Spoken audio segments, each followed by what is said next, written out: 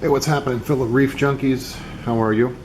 Had a lot of people request some information about the Kessil AP700. Seeing lots of discussion about the AP700 online, and most of it's from people who have seen them for a couple of minutes in their LFS, or maybe they've watched a bunch of videos about it, but they don't actually own one. They've not actually used one for any period of time, so it's all just kind of best guess stuff.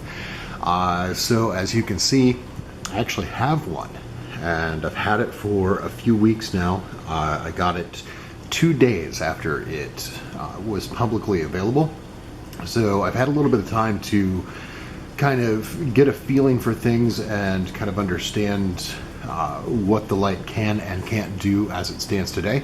So I thought I'd take some time to talk to you about it. First things first, you'll hear a lot of people talking about the AP700 essentially being two Kessil 360s put into one fixture. And while I understand where they're coming from with that argument, it's unfortunately not really very true.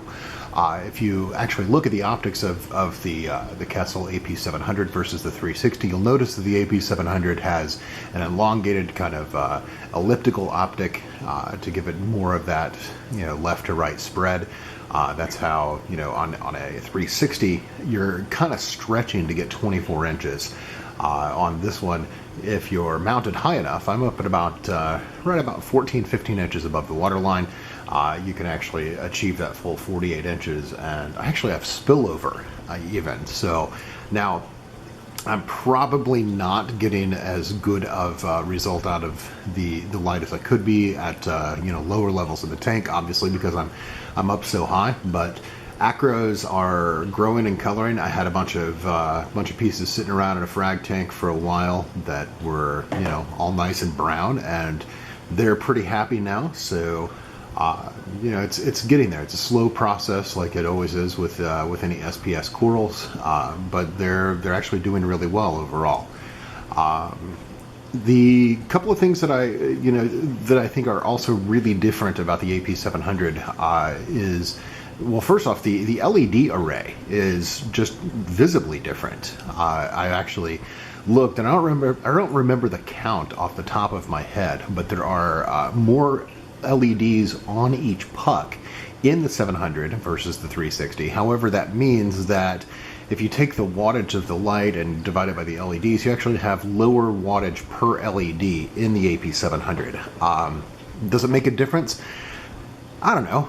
Maybe long-term tests can tell us. As it stands, I can tell you I cannot run these lights at 100%. Obviously, I'm running a shallow tank. This is only 16 inches deep, but 16 inches deep plus 15 inches off the water line, I'm down at 31 inches, and that's a fair amount of light. I can really only do about 80% mark at the high end of my scale, and anything above that I start seeing bleaching and get some washout going on a number of the corals, even the stuff sitting down in the lower lights. So now, as you can tell, obviously I got a young tank. This tank was set up officially about 3 months ago, and it was all done with established rock, and so I'm not stocking too fast or anything of that nature. I tore down one tank and put this one in. I've only had corals in here again for probably around a month or so, just kind of slowly adding them back in. So far, from what I'm seeing, all of the corals are really happy underneath this light. I don't have any issues with that. If you like the look of the point source lighting, and if you're a fan of Kessil, you're going to like this light. I don't think you will dislike it at all. I think a number of the people that you see talking about it are not fans of Kessil and the look that Kessil lighting provides, which is completely fine. It's all opinion. But to bag on the light and say that it is not capable of doing something. There was an article, I think, on reefs.com or something of that nature, where the author said that it can only grow LPS and softies, and that's just patently false. That's just not the case. the light hadn't even really been out on the market for any length of time yet, so I'm not quite sure where the author thought that he was able to make that determination, but it's just wrong. And so I want to talk about the stuff that you might not like so much about the light. It's the stuff that I don't like so much about the light. Don't know how well we'll be able to see it in the shot here, but if I pan up a little bit, you'll see that I have the light going off of shelf brackets, and I hate that. Not a fan of that at all. And the reason that it's on shelf brackets is because Kessil did not release the light with a mounting option other than the ceiling hangers. Well, I have 12-foot ceilings, and I didn't really feel like dangling down and climbing up in my attic and reinforcing and having a light hanging from 12-foot ceilings, when realistically speaking, in a couple of months I'm going to have the hanging brackets, which will actually reach the height that I need to reach with this light on this tank. You've probably also heard that the light has some capability issues. That's partially true. The light in it of itself does not have any capability issues. However, the software has capability issues. And the software for the light is pretty much dependent, well, right now it's completely dependent on you having an iPad, which I think was a huge misstep on Kessil's part. I absolutely cannot believe that they released the light and did not have iPhone control available or Android control available, especially when you consider that an iPad and an iPhone could have used a universal binary application to make it available on both devices at the same time. And looking at the iPad application, let me see if I can get this in here, see how well this will pick it up. Looking at the iPad application, there's nothing about this that really would have been a problem to run on an iPhone. I mean, it's a very simplistic application. It's robust enough, but honestly, there's nothing about it that's terribly hard to do. So as it stands, I have one program set in here right now, and that is my quick set one that I went in and did myself. So I can go in and I can set my different time of the day, set the different colors that I want. I do have a couple of cloud functions that move over throughout the day, so it provides a really nice aesthetic throughout the day. There are two big issues with this.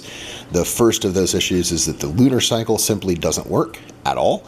Kessil was aware of the problem, and they say that it's going to be fixed in an upcoming update. However, they also said they were going to release things like mounting brackets, and so it's a sore spot for me, honestly. With a $900 MSRP light, I have a really hard time with it missing anything on launch. That that's just not something I think is acceptable at all. And so if I come back over here, my lunar cycle template, acclimation template, they kind of work. Lunar cycle template does not work at all. The other interesting part about this is you'll notice I came out and now my quick set one is turned off. And so if I go and I let this light go through the rest of its day, it's not going to turn on tomorrow. That's another one of those programming things that just it's a user experience issue that doesn't make any sense. The light should simply work, and it should remember its defaulted last programmed setting, and that's not the case. And so one of the other issues that I had early on with this was that the light, when you would go through and you would program it, I had mine set up on my Apex to where it would actually turn power off from the light every evening, and I can't do that anymore. I actually have to leave that on 24 hours a day, drawing power. Even though it's a minuscule amount of power, it's still having to draw power because it will forget its programming, and then I have to go in the next day and go into the application to kick the light back into where it's supposed to be. So bit of a hassle with that. Again, a $900 MSRP light, you're priced up there with the big boys. You've got to be doing something You're going to be doing everything correct. And the software right now is not doing anything correct, which is a really big issue for me. As for the rest of the stuff inside the application, if we go back here, I can go to my if I go in here and go to manual, I can change all sorts of stuff. I can do all the things that are completely worthless, and yes, they look pretty, but generally speaking, they're pretty worthless. But I'm going to run you through here and let you see what it does. So if I select the storm function, you'll see, very standard storm. It's going to give us some cloud covers, give us some lightning strikes, and there you have it. If I go to a cloud cover, it takes the tank nice and dark blue, and then you'll see as the clouds appear to dissipate somewhat, and then roll back in. And so that's actually kind of cool in theory. However, in practice, what it does is it takes your tank from whatever your setting is right now. So let's say that you're at full daylight, on a 10K mode, full brightness, and then it's going to take you down and make it dark blue pretty quickly. That doesn't look natural in practice, but in theory, it's supposed to work. So hopefully they clean up that transition a little bit inside of the programming software. It's, as it stands right now, just not very effective. Let's see. Another one, if we go to the Aurora setting, this is one of those completely worthless things that no one's ever going to use. There's absolutely no reason you would do this, or no reason that you would do a rainbow setting. Matter of fact, I'm going to guess that there's probably, this actually would probably be detrimental long term, so I'm not quite sure why you would ever use it other than you wanted to play with it and you wanted to show people what the capabilities of the light were. Other than that, I don't see any reason for it. So anyway, here we are back to just whatever my default was in the manual, and then if I come back in here and I switch this to on, you'll see that the tank comes back to where I have it through that quick set right now. So that's the controller. The issue that I have with it is not only the parts that don't work, but the parts that work when they're not supposed to work. So the other night, my wife and I were sitting up, and it's nice and dark in our living room at around 12:30 at night, and all of a sudden the light flashes on, and it goes into storm mode. Well, that was pretty interesting considering I don't have storm mode programmed anywhere inside of my lighting schedule, so very random. Then about 2:30 in the morning, it happens again. It goes from completely black to a storm. So, obviously some really funky software bugs are still happening. I'm hoping that Daikon can kind of get off their butt on this, throw some money and some resources at Kessil, and make a big difference in what the light is doing today versus what it should be doing. So, all that being said, should you buy the light?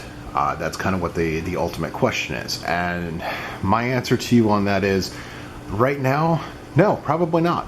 You probably shouldn't. The light, and I think that this is true with all products anywhere, not just in our hobby, not just in lighting in our hobby. I think that the product is the sum total of all of the promises that are being made. And in this case, we have promises that are made about, what the programming can do, promises that are made about what the modes can function as and what have you. And right now, the light is not living up to those promises. And so you're paying a considerable chunk of money for things that don't really work just yet.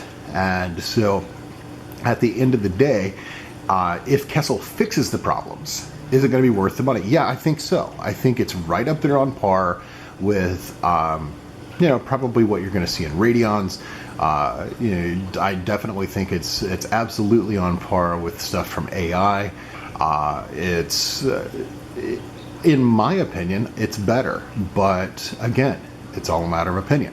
And if you don't agree with me, that's cool. Don't spend your money on it. At the end of the day, that's what matters. It's your money, it's your tank. You have to buy what makes you happy. I took a gamble with this. I knew I was taking a gamble with this. Got bitten a little bit, but I don't feel like I've gotten burned just yet. Kessil has been very responsive to emails and concerns. They're reassuring me that they're working hard to get these things fixed and get them out. But instead of releasing small fixes and, you know, here's one bug fixed or what have you, they want to release bulk patches and get a lot of things fixed at once and really address the issues on the whole as best as they can.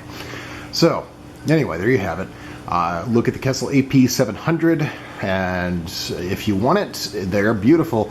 It is a beautiful light, absolutely no doubt about it. Just if you're going to get one, understand what you're getting into, and understand that you're going with an early release first version product. It is Kessil's first of this form factor. It is Kessil's first foray into third-party software control, and there are some issues to be had. So you have to make that choice whether or not that's a bit of a headache that you're willing to deal with or not. But there you have it, and also a quick look at, well, not so quick, I guess, look at my reef for November 2015. Thanks, and we'll talk again when I've got something else to talk about. Bye-bye.